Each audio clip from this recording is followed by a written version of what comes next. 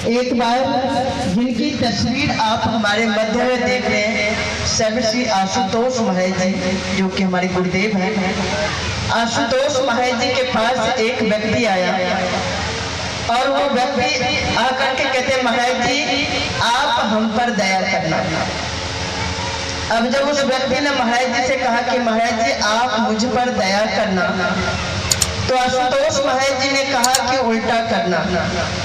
अब उस व्यक्ति को लगा कि शायद महाराज जी को मेरी बात समझ नहीं आई। वो फिर से कहते, महाराज जी आप हम पर दया करना। महाराज जी ने कहा उल्टा करना। उसको लगा कि महाराज जी को मेरी बात शायद समझ नहीं आ रही। वो दोबारा से कहते, महाराज जी मैं आपसे कह रहा हूँ कि आप मुझ पर दया करना। महाराज जी कहते, मैं भी तो तुम्हें यही कह रहा हूँ। दया का उल्टा क्या होता है? यदि आसद को उल्टा करेंगे तो याद बनता है। कहते भगवान की दया किस पर होती है? जो भगवान को याद करता है। याद है तो आबाद है, भूला है तो बर्बाद है। कहते जो भगवान को याद करे और उस पर भगवान की दया ना हो, ऐसा हो नहीं सकता है। अब बात आती है याद की, तो हम भगवान को याद कैसे करें? संसार के अंदर हमें किसी भी व्यक्ति की याद कब आती है?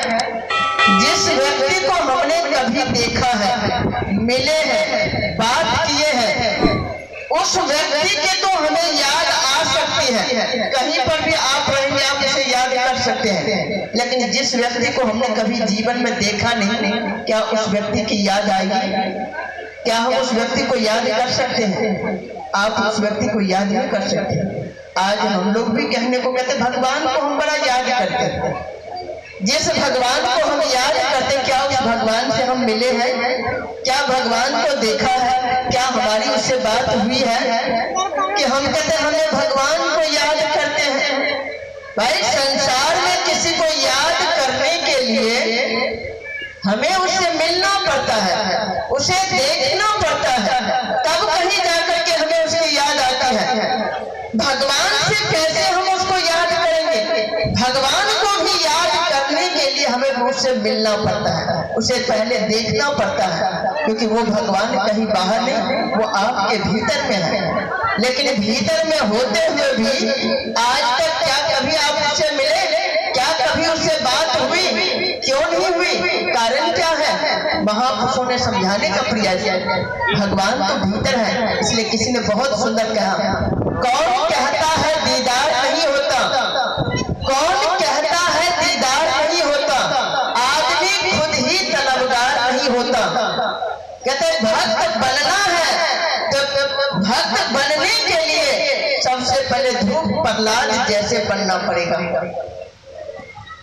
ध्रुव प्रहलाद जैसे, इसलिए महापुरुष ने समझाने का प्रयास किया। ध्रुव प्रहलाद के जीवन में नारद जी जैसे संतों का पदार्पण हुआ, तब कहीं घट के भीतर वो श्री हरि को देखा, जाना, और जानने के बाद उसने जहां भी उसे याद किया तो भगवान एक पल भी नहीं लगाए उसे बचाने के लिए, उसकी रक्षा में एक पल भी नहीं लगाया।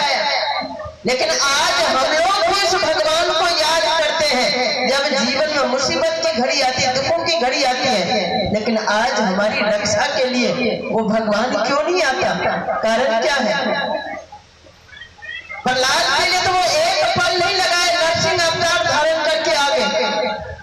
आज हमारे लिए क्यों नहीं वो अवतार धारण करता है? क्यों नहीं हमें बचाने के लिए आता है? कारण क्या है? क्योंकि पहले हमें भक्त प्रहलाद बनना पड़ेगा, तब कहीं जाकर के नरसिंह का अवतार होगा। बिना भक्त बने नरसिंह का अवतार नहीं होता। इसलिए महापुरुषों ने समझाने का प्रयास किया। भक्त बनना चाहते हैं तो जीवन में संत चाहिए। इसलिए आप आरती के एक लाइन गाते हैं, श्रद्धा भक्ति बढ़ाओ, किसकी सेवा? भगवान की सेवा। कभी आप ये नहीं कहते कि श्रद्धा भक्ति बढ़ाओ भगवान की सेवा, बल्कि हम कहते श्रद्धा भक्ति बढ़ाओ संतन की सेवा। संतों की सेवा क्यों? क्योंकि संत ही वो माध्यम है, वो मार्ग जो आपको मंजिल तक पहुंचाएगा। जब तक संत नहीं तो आप मंजिल तक नहीं पहुंच सकते। भगवान हमारे जीवन की मंजिल है और हम यदि उस मंजिल तक पहुंचना चाहते हैं तो बिना संत के नहीं पहुंच सकते। इसलिए कुछ ऐसे ही भाव थे इस भजन का।